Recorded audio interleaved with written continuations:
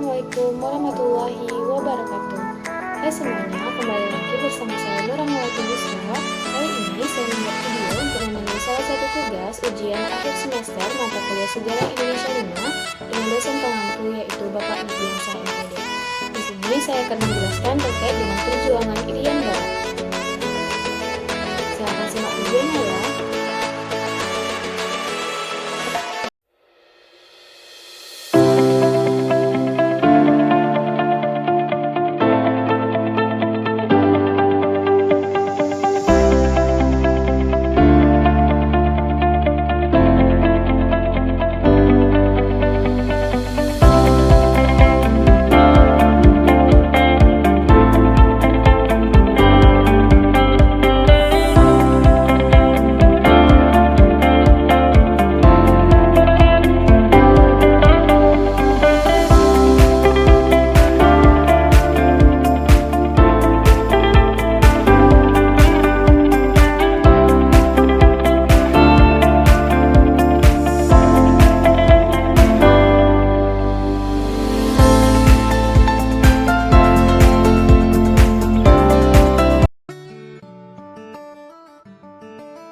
Baiklah, langsung saja kita masuk penjelasan terkait dengan perjuangan Irian Barat. Salah satu hasil dari konferensi meja bundar atau KMB adalah bahwa kedudukan Irian Barat akan ditentukan selambat-lambatnya 1 tahun setelah pengakuan kedaulatan. Namun dalam kenyataannya, Belanda tidak memiliki iktikat baik untuk menyelesaikan masalah Irian Barat ini dengan pihak Republik Indonesia. Berbagai upaya yang telah dilakukan oleh pemerintah Indonesia dalam penyelesaian masalah dari Irian Barat ini. Di antaranya adalah yang pertama, perjuangan melalui jalur diplomasi. Sejak masa demokrasi liberal, setiap kabinet mencantumkan program kerjanya mengenai pembebasan Irian Barat, mulai dari kabinet Natsir sampai dengan kabinet Juanda. Beberapa jalur diplomasi yang ditempuh oleh pemerintah Republik Indonesia dalam memperjuangkan pengembalian Irian Barat ini diantaranya adalah yang pertama, konferensi tingkat menteri dalam rangka Uni Indonesia Belanda. Konferensi ini diadakan di Jakarta pada tanggal 24 Maret 1950 dengan keputusan membentuk sebuah komisi yang anggota-anggotanya itu terdiri dari wakil-wakil pemerintah Indonesia dan Belanda guna menyelidiki masalah dari Irian Barat ini. Hasil kerja dari komisi kemudian dilaporkan kepada konferensi tingkat menteri kedua di Den Haag pada bulan Desember 1950. Namun, upaya ini ternyata belum membuahkan hasil yang maksimal dalam penyelesaian masalah Irian Barat ini. Kita kemudian masuk ke upaya kedua, yaitu diadakannya Konferensi Asia Afrika di Bandung. Konferensi Asia Afrika diadakan di Bandung pada tanggal 18 sampai 24 April 1955 yang dihadiri oleh 29 negara dari Asia dan Afrika. Pada kesempatan itu, Indonesia memanfaatkan momen Konferensi Asia Afrika ini sebagai wahana untuk mencari dukungan dalam rangka membebaskan Irian Barat. Yang ketiga, pembatalan perundingan konferensi meja bundar. Pada tanggal 3 Mei 1956, Indonesia secara pihak membatalkan hubungan dengan Belanda berdasarkan perundingan konferensi meja bundar dengan Undang-Undang Nomor 13 Tahun 1956. Dalam undang-undang itu kemudian ditetapkan bahwa hubungan antara Indonesia dan Belanda adalah hubungan yang lazim antara negara yang berdaulat penuh berdasarkan hukum internasional. Dengan undang-undang itu bisa ditafsirkan bahwa Indonesia membubarkan Uni Indonesia Belanda secara sepihak. Kemudian masuk ke langkah keempat, yaitu diplomasi melalui PBB, Perserikatan Bangsa-Bangsa. Pembatalan KMB untuk pertama kalinya Indonesia mengajukan masalah Irian Barat dalam sidang umum PBB pada tahun 1954. Usulan itu berisi agar PBB sebagai badan internasional yang menggalang persatuan bangsa-bangsa di dunia dapat membantu menyelesaikan masalah Indonesia dengan Belanda tentang Irian Barat ini. Namun, usulan dari Indonesia tidak mendapatkan dukungan yang berarti dari negara-negara lain anggota PBB. Akhirnya, bangsa Indonesia berkesimpulan bahwa PBB tidak mampu membantu menyelesaikan masalah Irian Barat dan memutuskan untuk mencari jalan lain, yaitu lewat jalur konfrontasi. Kemudian masuk ke langkah kedua, yaitu perjuangan melalui konfrontasi. Akibat upaya penyelesaian damai masalah Irian Barat ini tidak berhasil, maka pemerintah Indonesia dan rakyat Indonesia menempuh jalan konfrontasi dengan Belanda dalam upaya penyelesaian masalah Irian Barat ini, baik melalui kekuatan militer maupun dengan kekuatan ekonomi. Bentuk-bentuk konfrontasi ini diantaranya adalah yang pertama, aksi mogok para buruh. Pemogokan total oleh para pekerja pada perusahaan Belanda terjadi pada tanggal 2 Desember 1957. Pemogokan buruh diikuti dengan munculnya pelarangan pemerintah Republik Indonesia tentang peredaran semua terbitan dan cetakan yang menggunakan bahasa Belanda, serta larangan penerbangan KLM untuk mendarat dan terbang di wilayah Indonesia. Yang kedua, pemutusan hubungan konsulat. Pada tanggal 5 Desember 1957, semua kegiatan perwakilan konsuler Belanda di Indonesia diminta untuk pemerintah untuk dihentikan. Yang ketiga adalah nasionalisasi perusahaan milik Belanda di Indonesia. Aksi pengambil alihan perusahaan-perusahaan milik Belanda di Indonesia dilakukan secara spontan oleh rakyat Indonesia dan para buruh Indonesia yang bekerja pada perusahaan milik Belanda, sejalan dengan semakin buruknya hubungan Belanda dengan Indonesia. Untuk menjaga ketertiban pengambil alihan perusahaan Belanda di Indonesia ini, pemerintah Republik Indonesia kemudian mengeluarkan Peraturan Pemerintah Nomor 23 Tahun 1958. Adapun perusahaan yang dinasionalisasikan yaitu yang pertama adalah Netherlands Handel Massapich N.V. yang digantikan menjadi Bank Dagang Negara pada tahun 1957.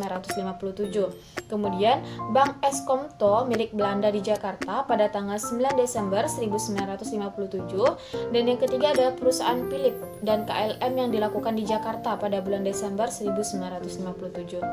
Kemudian yang keempat, pembentukan pemerintahan sementara Irian Barat. Pembentukan pemerintahan sementara Irian Barat di Sao Siu pada tanggal 17 Agustus 1956 merupakan program kerja Kabinet Ali Sastronamijoyo II. Sebagai gubernur pertama ditunjuk Sultan Tidore yaitu Zainal Abidin Shah yang pelantikannya dilakukan pada tanggal 23 September 1956.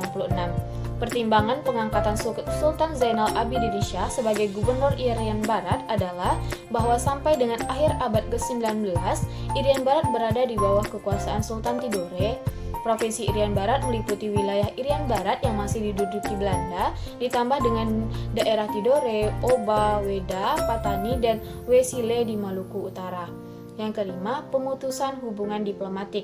Dalam pidatonya yang berjudul Jalannya Revolusi Kita Bagaikan Malaikat Turun dari Langit atau Jarek pada peringatan Hari Kemerdekaan Republik Indonesia 17 Agustus 1960, Presiden Soekarno mengumumkan pemutusan hubungan diplomatik dengan Belanda sebagai tanggapan atas sikap Belanda yang dianggap tidak menghendaki penyelesaian damai dengan masalah Irian Barat.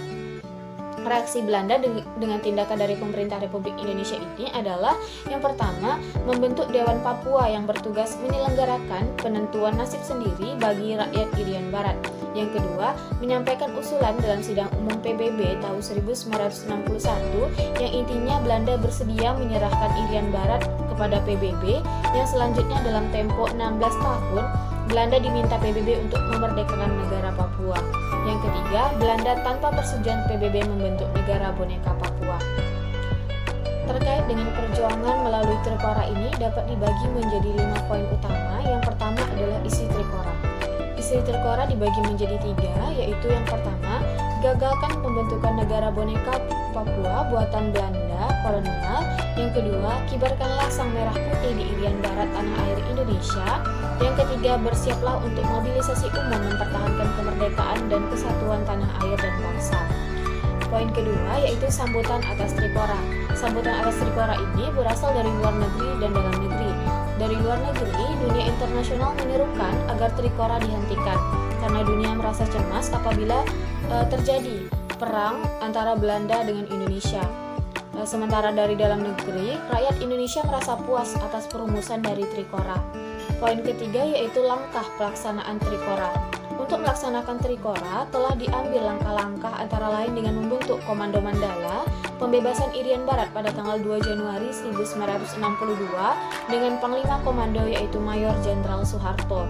Tugas dari Komando Mandala ini adalah yang pertama, merencanakan, mempersiapkan dan menyelenggarakan operasi-operasi militer dengan tujuan mengembalikan wilayah Provinsi Irian Barat ke dalam wilayah kekuasaan Republik Indonesia. Yang kedua, mengembalikan situasi militer di wilayah Provinsi Irian Barat sesuai dengan taraf-taraf perjuangan di bidang diplomasi. berusaha supaya dalam waktu sesingkat-singkatnya di wilayah Provinsi Irian Barat dapat secara de facto diciptakan daerah-daerah yang bebas atau diduduki unsur-unsur kekuasaan pemerintah Republik Indonesia.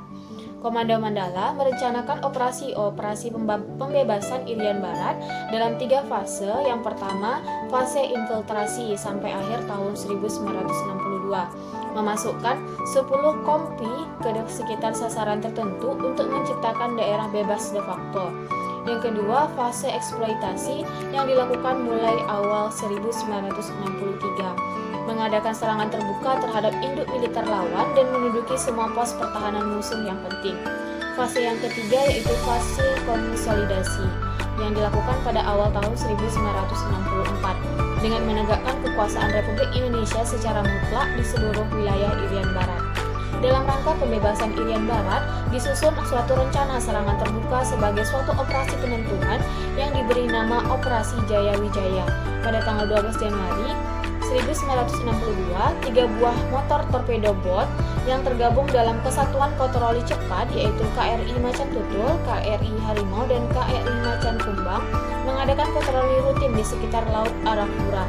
Pada tanggal 15 Januari 1962, kapal-kapal MTB yang sedang mengadakan patroli di Laut Aru mendapat serangan dari laut maupun udara. Dalam serangan tersebut, KRI Macan Tutul tenggelam bersama Komodor Yos Sudarso dan Kapten Wiratno.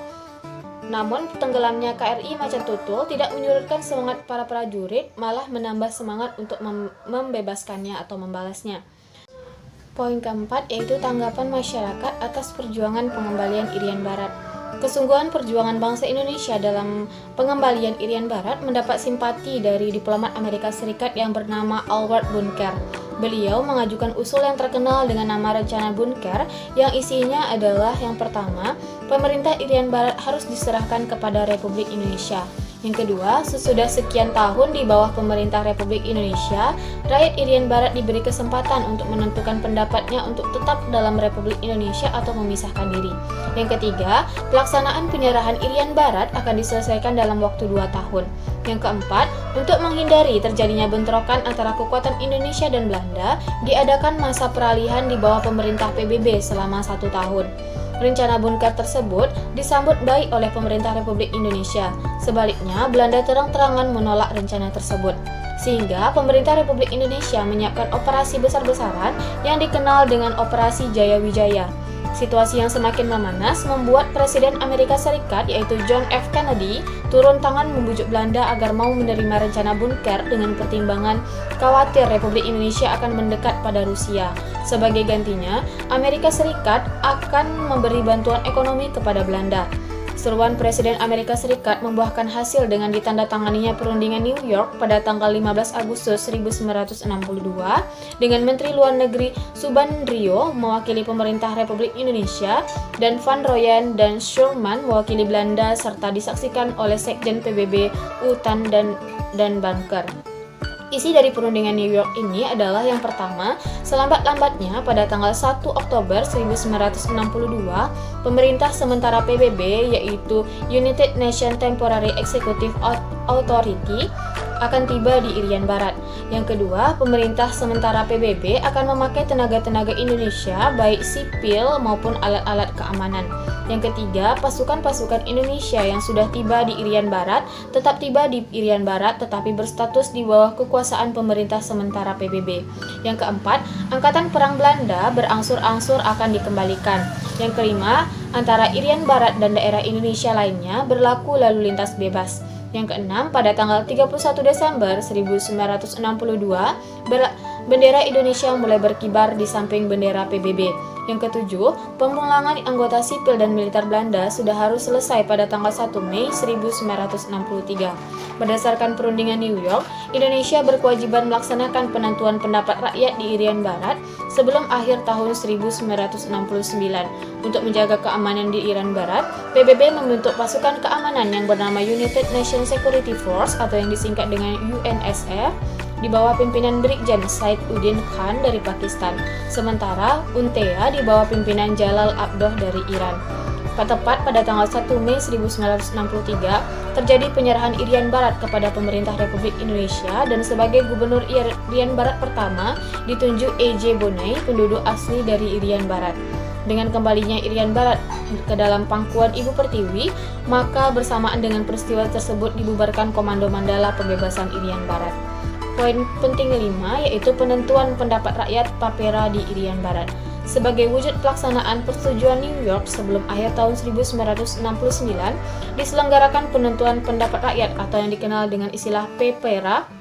Pelaksanaan PPRA ini ditempuh melalui 3 tahap, yaitu yang pertama dimulai pada tanggal 24 Maret 1969 berupa konsultasi dengan Dewan Kabupaten di Jayapura mengenai tata cara penyelenggaraan PPRA.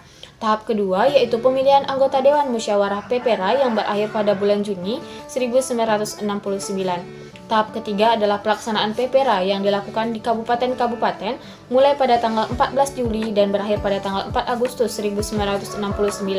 Suasana sidang PPRA di Kabupaten Jayawijaya dalam setiap tahapan pelaksanaan PPRA selalu disaksikan oleh utusan Sekjen PBB yaitu Ortiz Sanz. Dewan Musyawarah PPRA dengan suara bulat memutuskan bahwa Irian Barat tetap merupakan bagian dari Republik Indonesia. Hasil PPRA kemudian dibawa oleh utusan PBB yaitu Ortiz Sanz untuk dilaporkan ke dalam sidang umum PBB yang ke-24. Pada tanggal 19 November 1969, sidang umum PBB menyetujui resolusi Belanda, Malaysia, Muang Thai, Belgia, Luxembourg, dan Indonesia agar menerima hasil-hasil PPRA yang telah dilaksanakan sesuai dengan jiwa dan isi dari persetujuan New York. Baiklah, mungkin sekian yang dapat saya jelaskan dan saya sampaikan. Lebih dan kurangnya saya mohon maaf. Saya akhiri dengan wabillahi taufiq wal hidayah. Wassalamualaikum warahmatullahi wabarakatuh. Semoga videonya bermanfaat ya. Terima kasih.